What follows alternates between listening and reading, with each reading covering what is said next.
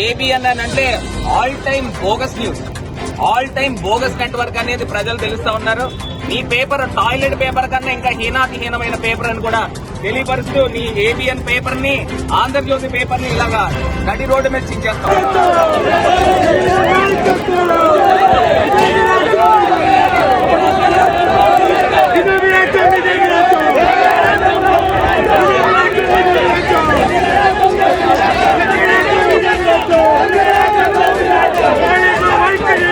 ఏదైతే ఏబిఎన్ రాధాకృష్ణ చేసిన వ్యాఖ్యల్ని ఆయన ఎలాగా పేపర్లో చేయలేదు, ఉపసంహరించుకున్నాడు.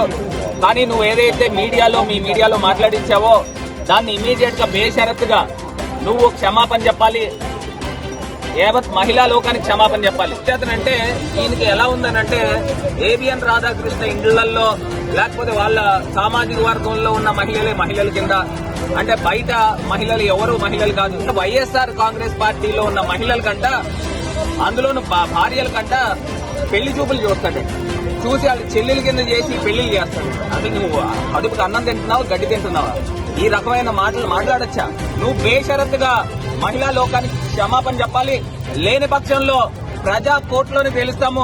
నువ్వు ఏబిఎన్ అని అంటే all time bogus news, all time bogus network అనేది ప్రజలు తెలుస్తా ఉన్నారు. నీ పేపర్ టాయిలెట్ పేపర్ కన్నా ఇంకా హీనాతిహీనమైన పేపర్ అని కూడా తెలియపరుస్తూ నీ ఏబిఎన్ పేపర్ ని, ఆంధ్రజ్యోతి పేపర్ ని ఇలాగా నడి రోడ్డు మీద చించేస్తాం.